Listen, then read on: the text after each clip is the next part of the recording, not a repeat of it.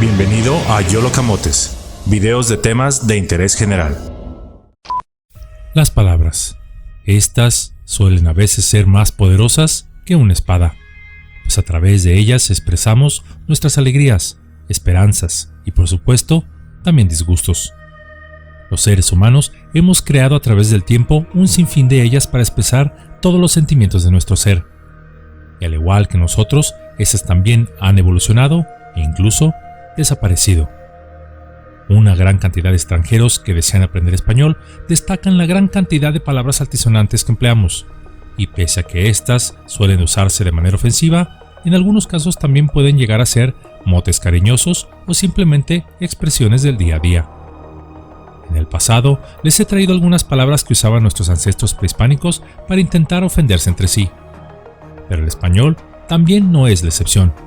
Y a través de la historia del mismo nacieron palabras para intentar ofender al prójimo, por las razones que hayan sido.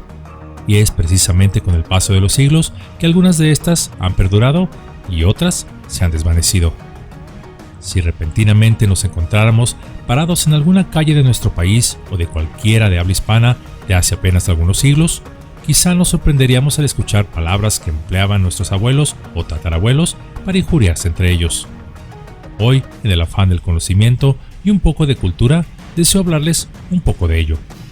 Es por eso que YOLO Camotes tiene el placer de traerles el día de hoy 21 insultos que se usaban en el México virreinal y algunos países de habla hispana. El poder de la intención. Número 1. Carcunda. Esta palabra se usó para designar a los absolutistas en las luchas políticas portuguesas y significaba ser una persona de ideas o actitudes retrógradas. Número 2. Fantoche. Este era un muñeco movido por hilos similar a un títere, pero hecho a base de retazos de tela y por lo general bastante grotesco, y el cual se usaba en los pequeños teatros ambulantes de títeres de la época virreinal. La palabra fantoche aún se emplea hoy en día para definir, por ejemplo, a una persona grotesca y despreciable, a alguien neciamente presumido o a un individuo vestido o maquillado de forma extravagante y de mal gusto. Número 3. Casquivano. Este insulto hacía referencia a aquellos irreflexivos. Además, también se usaba para definir a alguien que no tenía formalidad en sus relaciones sexuales, algo que era un insulto muy grande del pasado. Número 4. Berriondo. Este mote trata de hacer analogía con un animal, especialmente de un cerdo, el cual está en celo. Si a alguien le decían, eres un berriondo, era decirle, eres como un cerdo en celo. Número 5. Petrimetre. Se refiere a la persona que se preocupa mucho de su compostura y de seguir las modas. Número 6. Surumbáteco. Esta palabra proviene del portugués y significaba asombrado, pero el insulto que se utilizaba en la Nueva España y las demás regiones hispanoparlantes no tenía nada que ver con asombrado, sino más bien con una persona oscura, de mal agüero, de malas vibras, así como con algo de mal genio. Número 7. Lechuguino. Esta palabra aún se usaba por algunas personas mayores a mediados del siglo XX. Lechuguino describe a un hombre joven que se da aires de persona mayor, esto con la finalidad de poder conquistar mujeres de mayor edad que él. Número 8. Raspamonedas. Los raspamonedas provienen de la Edad Media, cuando ciertos vivales limaban las orillas de las monedas para así poco a poco ir reuniendo grandes cantidades de polvo de oro o de plata. De esta manera, llamar raspamonedas a alguien era decirle ladrón, pero no un ladrón cualquiera, sino uno astuto. Debido a estas personas, nacieron las marcas lineales de las monedas a su alrededor, para evitar precisamente este robo y asegurarse que una moneda de un metal precioso estaba íntegra y que no restara su valor. Hoy en día aún se tienen estas marcas en las monedas de otros metales más económicos, pero más que nada son solo ornamentos. Número 9. Tragavirotes. Esta palabra se usaba mucho por allá de los años 1600 y esta definía a los hombres demasiado derechos, tercos como las mulas, necios, los clásicos gutierritos o godines que tenemos en la actualidad, donde estas personas de manera muy celosa se aseguran que todo vaya conforme a las reglas, pero sin tener un sano margen de flexibilidad, es decir, alguien necio o estirado. El virote, cuya palabra significaba doblar, dar vueltas o torcer, era un proyectil de metal de forma rígida y con base circular, el cual era empleado por la infantería romana y con la aparición de la ballesta siglos más tarde se popularizó aún más. Número 10. Trapisondista. Esta palabra se refiere a una persona que arma trapizonadas o anda en ellas. Pero, ¿qué son las trapizonadas? Las trapizonadas son hazañas inútiles y los trapisondistas, los enredadores, los que se meten en líos o los que a su vez generan más problemas. Este término hace referencia al Imperio Trapisonda, el cual existió en Asia Menor y fue invadido innumerables veces por bizantinos, turcos, mongoles, etc., todos peleando y luchando por quedarse con este territorio. Además, esta palabra aparece en Don Quijote cuando éste se llegó a imaginar emperador de Trapisonda. Número 11. Pisa Verde.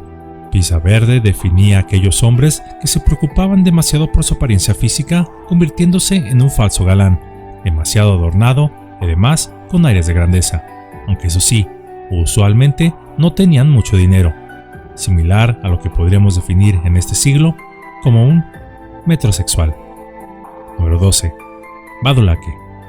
Aunque algunos asocien esta palabra al mini super que aparece en la serie animada de Los Simpson, esta originalmente hacía referencia a una persona irresponsable, inconsciente, poco fiable y necia. En sus orígenes, esta palabra hacía referencia a un aceite que antiguamente se aplicaba en las mujeres en el rostro, allá por el siglo XIV. Un aceite producto de varias mezclas de otros más, supuestamente para aumentar la belleza de las damas, pero el cual tenía poco efecto, por lo cual no era fiable. Número 13. Ser de la cáscara amarga. Ser de la cáscara amarga es una expresión que cambió de significado del siglo XVIII al siglo XIX. En el siglo más antiguo hacía referencia a un hombre grosero e incivilizado, pero a partir del siguiente siglo se utilizaría para denominar a los progresistas que, según esta ofensa, solo hablaban y discutían todo el día, pero no obtenían nunca conclusiones. Una palabra similar, pero más reciente, son los bohemios, que en los años 30 del siglo XX se usaba para decir de una persona excéntrica, rebelde, creativa, indiferente a lo que la sociedad le dictara.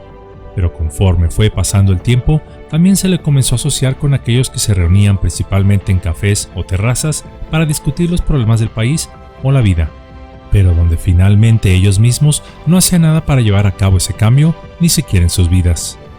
Hoy puede usarse con ambos significados. Número 14. Crapuloso o crapulosa. Esta proviene del latín crapulosus, que significaba intoxicación.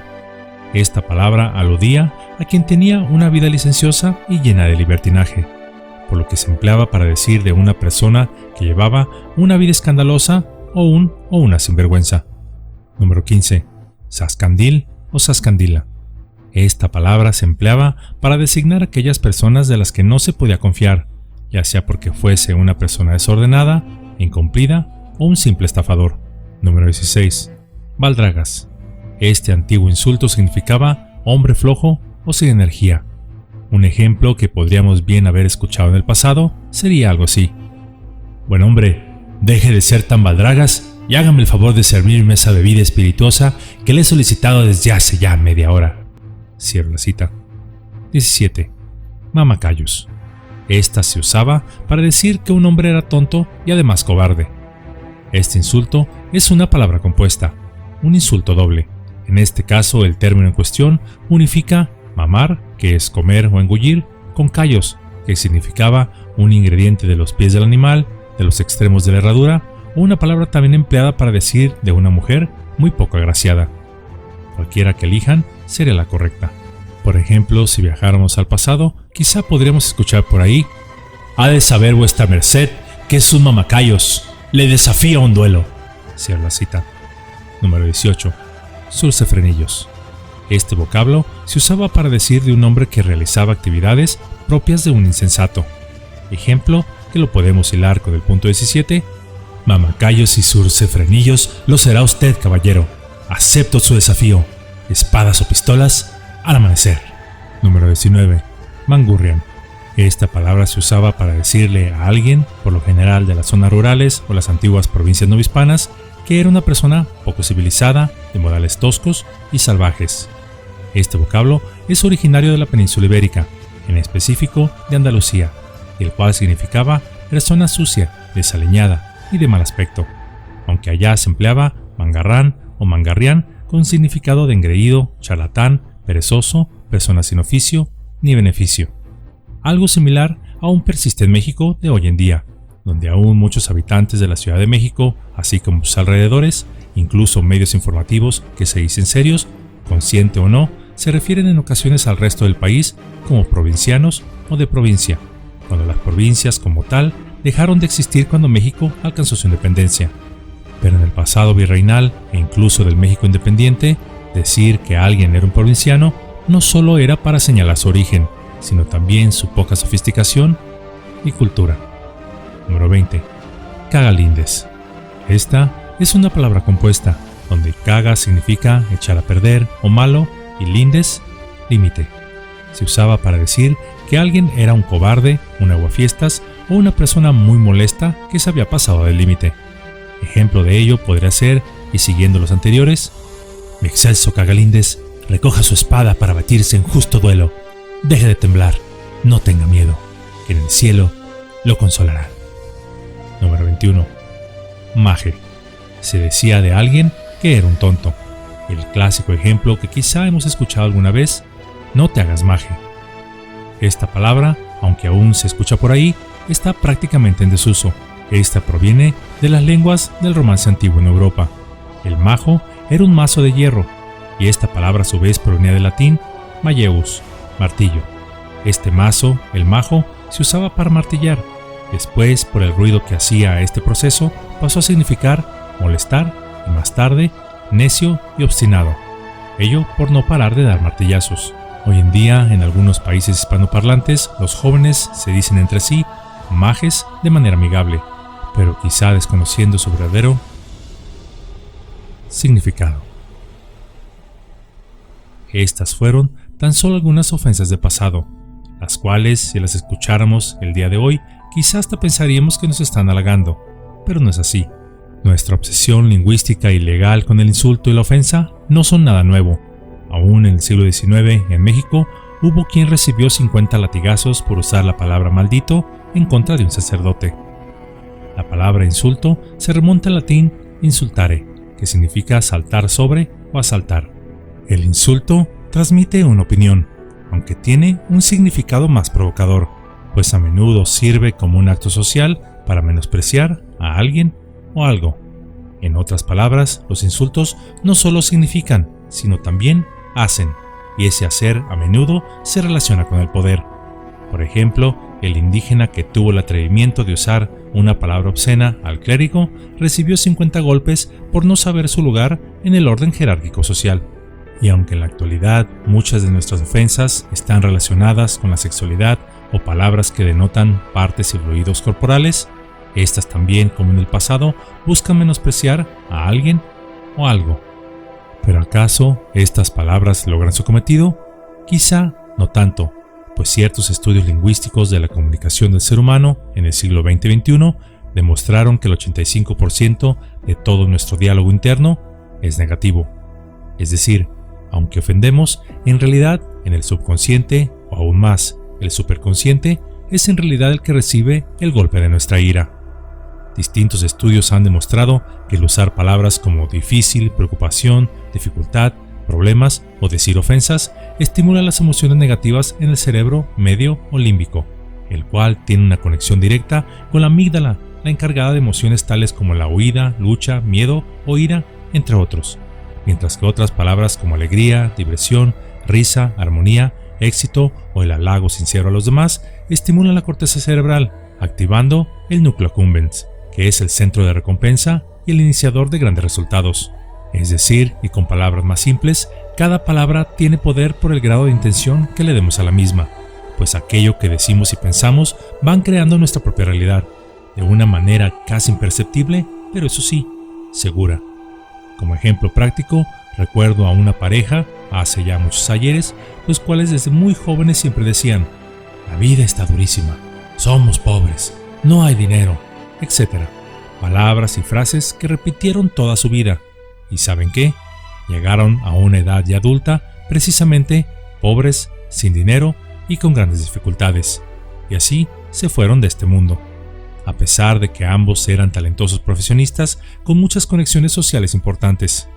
Por otra parte, he conocido a personas que han tenido grandes dificultades, incluso enfermedades supuestamente incurables, pero las cuales siempre dijeron: yo estoy bien, la vida es hermosa, cada día es una oportunidad, y donde ante todo pronóstico salieron adelante. Pero no se trata tan solo de repetir una palabra como perico y esta mágicamente se volverá realidad. Es un proceso de todos los días, de reprogramar nuestra mente para que se tome el camino que deseamos, ya que las palabras que decimos y pensamos crean una realidad. Por lo que si tan solo decimos palabras negativas y ofensas a todos los demás, esta será nuestra realidad, un mundo que nos ofenda y además siempre sea negativo. Por el contrario, si empleamos palabras de aliento hacia los demás, hacia cualquier situación que estemos atravesando, esta será nuestra realidad, un mundo donde siempre habrá esperanza. La mente es el constructor de nuestro estado presente, ya que lo que se imagina se convierte en realidad en la experiencia material. Es decir, gradualmente somos construidos a esa imagen que fue creada de nuestro propio ser mental. Si pudiésemos ver el poder de nuestros pensamientos, los cuidaríamos más celosamente. Si pudiésemos ver el asombroso poder de nuestras palabras, quizá preferiríamos el silencio a decir cualquier cosa negativa. Porque son nuestros pensamientos y palabras las que crean nuestras debilidades y fortalezas. Pues cuando cambiamos nuestras palabras, cambiamos también nuestra vida. Y cuando cambiamos nuestros pensamientos, estamos cambiando nuestro destino.